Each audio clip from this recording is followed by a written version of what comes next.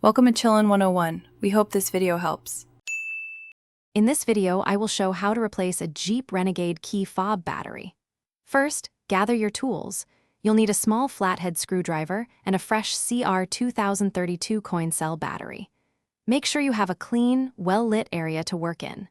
This simple task is quite straightforward and should only take you a few minutes from start to finish, getting your key fob back to full power quickly.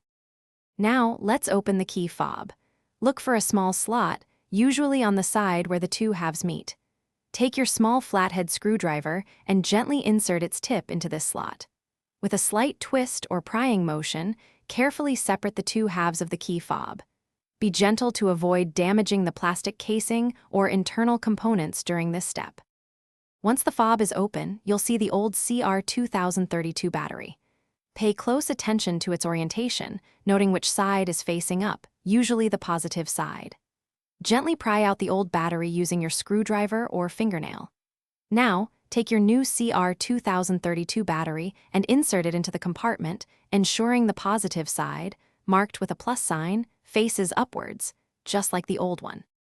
Finally, it's time to reassemble your key fob. Carefully align the two halves of the casing and press them firmly together until you hear a satisfying click, indicating they are securely fastened. Now, head to your Jeep Renegade and test the key fob to ensure all functions, like locking and unlocking, work correctly.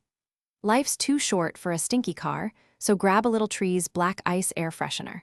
Check the description below for a link to that and other great deals. Thanks for watching. Consider subscribing if we helped you.